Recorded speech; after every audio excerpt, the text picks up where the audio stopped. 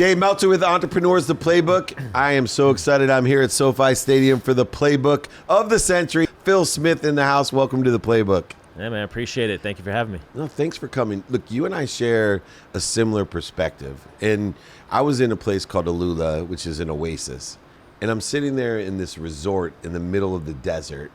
And it probably was one of the nicest hospitality accommodations that I've ever stayed in the middle of the desert. And I'm thinking to myself, I grew up in Akron, Ohio with a single mom, 6 kids. She packed my dinner in a paper bag, worked 2 jobs. How the heck did I get here? It was beyond the American dream. And I think a lot of people don't believe the American dream still exists. Do you think it still exists? I think it exists. It's just different today. And how's it different?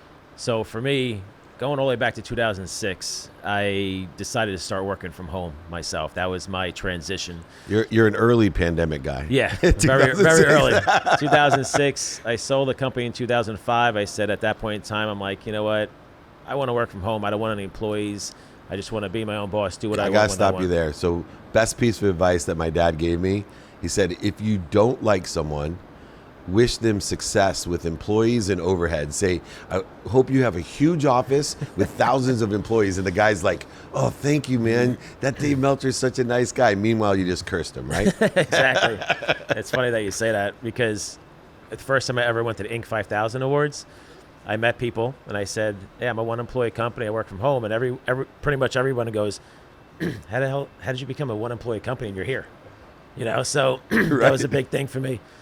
They, at that moment in time, that was actually 2018. At that moment in time, I knew, I was like, wow, okay, I really did accomplish something because I never thought I did anything special at that point in time. But going back to 2006, I said to myself, well, I want to be my own boss.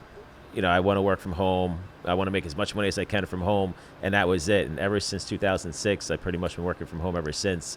Been a one-employee company ever since. There were 2 years that I did go to an investment fund. They acquired my company back in 2010.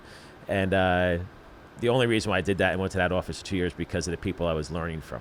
That was an amazing experience. So that's the reason why I did it. It was worth it. But except for that. And what's amazing about that is we forget how much technology has accelerated since 2006. Oh, yeah. In that 17 years. So, you know, I got into technology in 92. And, you know, I thought it was the greatest thing ever. And I've leaned into technology even through my sports career as, you know, one of the key components. But working from home was not an easy thing to do in 2006. Right. Because we think of today with technology, well, of course, what were some of the things that, you know, were challenging when you were working at home in 2006 compared to today, where we almost have more efficiencies than in an office? Yeah, so, well, back then, you had to meet everybody in person, had to go out and about. You know, it was a lot of time spent trying to get new clients, do everything myself, obviously. Trying to find any help at that point in time was even harder because, again, you had to go meet everybody, trying to find somebody to work from home, like you said, to communicate with them, everything.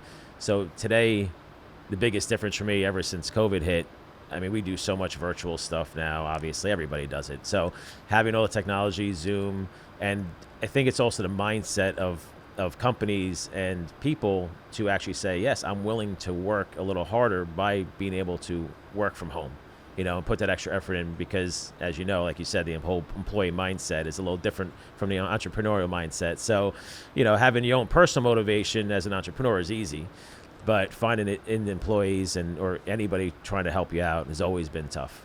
And what about the family? And I don't like the word work, but I'm going to use it. I call it activity I get paid for. But what about the family work balance? You know, was it different in 2006 compared to how commonplace it is here in 2023 coming up? It's funny. Damon John said, I heard him say once, he goes, the family work-life balance doesn't really exist. So, and it's tough because, listen, I'm a workaholic. If it's a Saturday afternoon, I have nothing to do. My kids know I'm in my office. You know, I'm just always working. So I try really, really hard to make sure that, you know, I spend time with them and, you know, laying down in bed with them before they go to sleep and all that stuff, do vacations, et cetera, et cetera. But it's definitely harder. It's harder today because it's so easy to work today, right? You can work from anywhere. Yeah. So you have everything in front of you. You have access to so much stuff. Doesn't matter where you are. So I was just in Puerto Rico, and I was, my wife gets mad at me and says like, "Why are you working?" But she leaves me alone. She lets me do my thing. knows But I well need to enough put at now. least maybe an hour or two a day just to kind of send out my emails, make content. Exactly what we're doing here, and put that effort in. So back then I didn't have kids in 2006, so Okay. it did make it easier back then. But with kids, it's and the whole family and the whole dynamic, it's harder today, especially when you're a workaholic.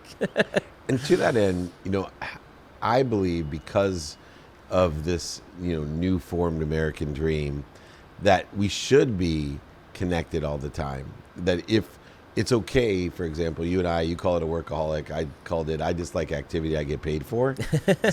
Right? I just see things as activity, and I'd rather be doing activity I get paid for than activity I don't get paid for. Right.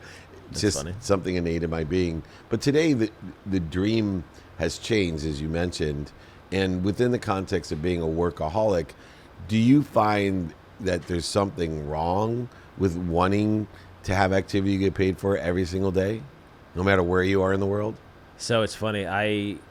Everywhere I go, everything I do, I think about how can I make money in this situation. Me too. If I walk into a restaurant, I'm like, how are they making money? How much are they making? What's the rent here? You know what I mean? Like, Well, they pay me to eat here. Can I post a video? Right? right, exactly. I actually almost did something like that. Nice. Because I go out to eat so much. But yeah, it's basically, it's just in my DNA. I'm just consistently moving forward.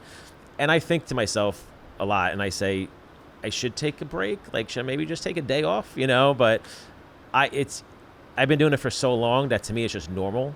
But my friends look at me like, because I'm up to 2, 3 in the morning a lot working. After 10 p.m. is really when I actually have my alone time and I can go do research and educate myself. And I have a friend that always says to me, he's like, dude, you're crazy. He's like, how will you just keep moving, going? But I figured as long as I can do it, physically, mentally, and I think it keeps me young, to be honest with you, by just, keeping your brain going all the time. But yeah, I personally see no issues with it. But I know a lot of people that do have issues with it. And they feel like you need to go do other stuff. Yeah, or get off the grid or take a break. And, Right. What I found is I was almost prejudiced the other way, that I looked down upon people that took time off because of our innate being. And then I've been more accepting of it, realizing, everybody's different. And some people need to go off the grid for 6 weeks, or other people like you're a night owl. I'm a morning bird. Mm-hmm. I probably wake up when you go to bed. Right. That's Exactly. But it's okay. And especially, I think you look at this new American dream, like we're talking about, and you had to work more on the early side in the olden days because you were meeting people in person. Mm-hmm. And so, you had to be, at breakfast meetings, and you had to be on the train by a certain time. And so it was very difficult to be productive without technology at 10 p.m. to 3 a.m. Now today, there's no difference at all. Right. I mean, back in the day, I started my first company in 1998, and it was hard, to just get anything off the ground back then. For us, the way we did our marketing was on yahoo.com, it's the only thing available back then. But yeah, trying to do anything, the meetings, the time spent used to take the train to the city, that kills 3 hours right there. And yeah, it totally, the dynamic completely changes. You get so much more done today, talk to so many more people throughout an 8-hour day that you can do back then. I mean, I know someone that had way back, 20 years ago, flew to India for a meeting and flew home. I've done that. Ireland, I've done that. I almost just did that to Saudi. I did take 2 days and then came home. Right. Now, so let's go to the American dream. What is the American dream today in your perception? For me personally, it's living life on your terms, right? Being your own boss, the vacation lifestyle, just being able to do what you want when you want. And that's why I push people to become an entrepreneur, put the effort in, don't quit, do what you got to do to make it happen. Even everyone's different, right? Some people figure it out right away and they start a business and they're successful with it within weeks or months. Some people may take a little bit longer. But for me personally, that's what it's all about.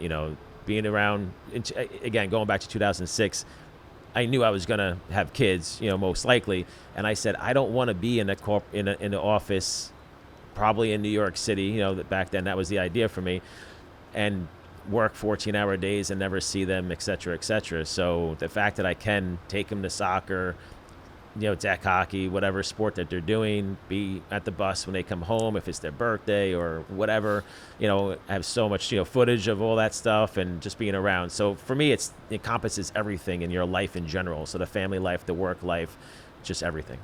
And we have so many more because of the amount that we can do during a day and the amount that we can do during the day with no travel. We have incredible productivity. What are some of the things as far as making money that you find to be an American dream today? Because it's not just living life on our own terms. There has to be options, opportunities, and touches of favor. Right. And one of the shared visions that you and I have is I don't think people realize the size, scope, and the scale of the opportunities that exist if they seek them. What are some that you have found to be better in the American dream where, yes, we have the 50s, start your own business, work United Auto Parts until you're 65 and you can retire. I mean, that's like baby steps compared to what's available today. Right. That was my dad. My dad did that and worked the job for 40 years or whatever it was. So it's funny because from 1998 to today, obviously, like you said, technology, everything's changed so much. So back in 2014, I decided to get into the lead generation business. And the reason why is it just fit my skill set, right? Just for me personally, I love the idea of doing the marketing. I understood that. They had the sales side of selling leads or figure out how to monetize your leads after you generate them. And once I get into that business, I scaled within 2 months of starting that company up and started running ads. I got to 6 figures a month. So that was from October 14 to December 14. So 15 being my first full year, did about 1.57 million. So at that point in time, I'm like, wow, I figured it out. Yeah. This is cool. It took me a long time to figure it out because overnight success, 17 and a half years. Exactly. I was doing social media for years. I was trying this, I was trying that. So just over the years, I started figuring it out. And everything that we do today. So in 2018, I ended up partnering with Kevin Harrington, who was on the first couple of seasons of Shark Tank. Yep. And what happened was I wanted to use his brand to take my brand to the next level, much quicker, right, than I can do on my own. So right before I met him, I started getting into the education space. And I said, all right, let me show people how to get into this lead gen business. And so that's what I do now. I do the lead gen business. I love it because it's scalable, it's automated. I didn't need, a lot of people around me. I didn't need any employees to make, to reach 6 figures a month. And then once I got into the education side and working with Kevin and doing everything there, the first time this kid Conrad came up to me one day, he goes, "Phil, you changed my life." I love that. And I started tearing up, to be honest with you. This is actually was in Fort Lauderdale doing an event at the time. I was like, all right, I got to walk away. But what happened was within a year, he got to he did his first 6-figure month in a year, and I know somebody else, Carlos, he first started, getting into lead business and it took him about 2 years to reach 7 figures in 1 month. And so I run ads online and I say that. Yeah. And people are like, oh, that's crap. So you got a guy making more money than you. I'm like, that's a good thing, man. Right, like he went to a different, it's a great but thing. He has a bigger team. Like he's doing a different he thing. Has employees and overhead. I could easily do more, but I would need, 30 people, 20 right. people. I don't want that, so I'm fine with where I'm at. And I always tell everybody, I'm like, I just try to make as much money as I can in the situation I'm in. That's it. Whatever that is, it is. And I think part of that American dream, like you said, is having control or the flexibility of being able to dictate whether you want to make 100,000 or $1 million or $2 million a month.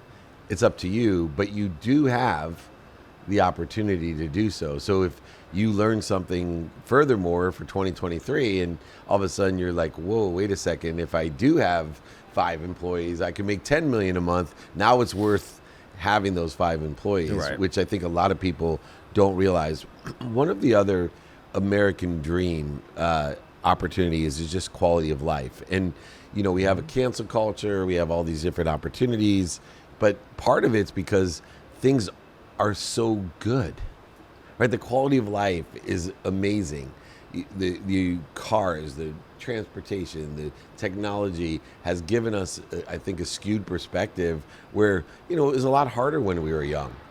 So you didn't have time to worry about like what name you called me or what food you were actually eating. No, right? Right. How much do you think that the ease of life. The American dream is really, as much as some people may have difficulties and struggle, it's amazing lifestyle that we can have. And it's up to you. How much do you think that plays into the fact that people are just, bored because they can get their jobs done in minutes, and now they have, too much attention to give to the wrong things?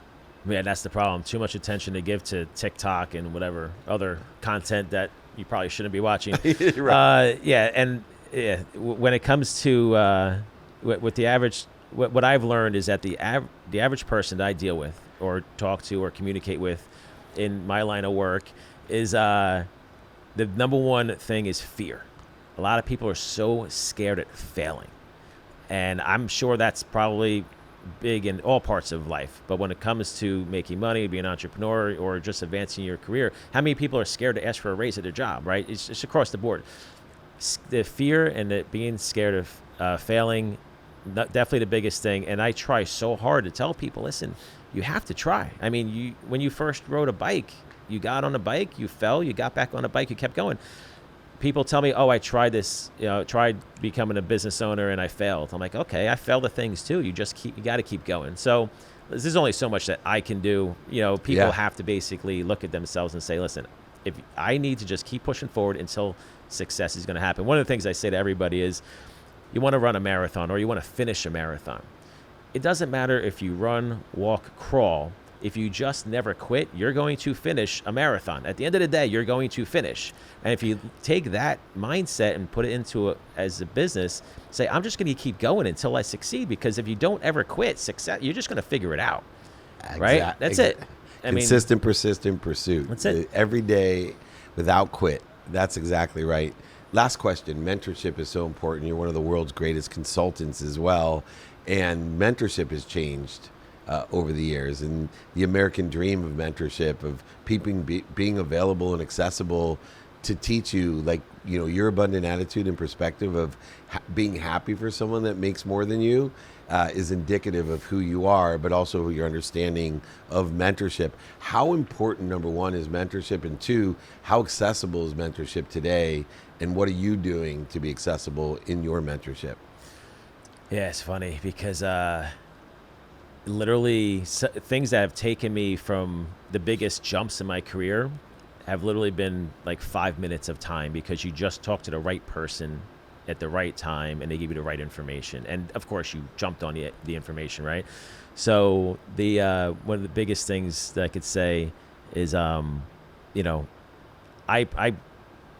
we try our hardest to just give out as much information to everybody as much as possible, right? Whatever they need, work with people one-on-one, if it makes sense, for them to do that. But the biggest transition I could say that I've made over the last 5 years since I started getting into on the education side is that we started providing a lot of this service for people. So for example, if someone wanted to become an entrepreneur, they had to go through every step, right? When we first started doing this, we said, you got to now go build your website. You got to go hire someone if you need to hire them. You needed to go, find the companies you're going to work with. We gave them all the steps to do, but they had to go do literally every single step. So what we did today is we transitioned everything, and we said, we now have 100-person sales team through partner companies. They're not my salespeople. Right.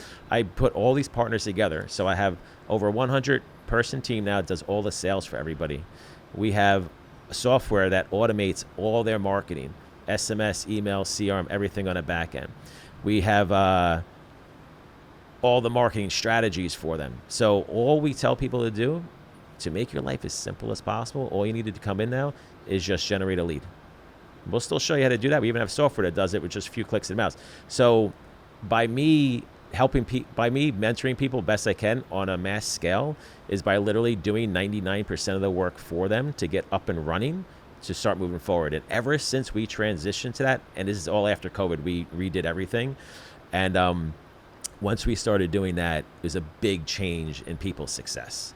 So basically, I just did a lot of the work for people to kind of help them is the best way I could do it. Yeah. So well, you paid the dummy tax. Why should they have to? Living and redefining the new American dream, the incredible Phil Smith giving back to help people make a lot of money help a lot of people themselves, and most importantly, having a lot of fun in a weighted balance like most workaholics. He's truly enjoying himself. Phil Smith, thanks for joining me. This is David Meltzer with Entrepreneurs, The Playbook.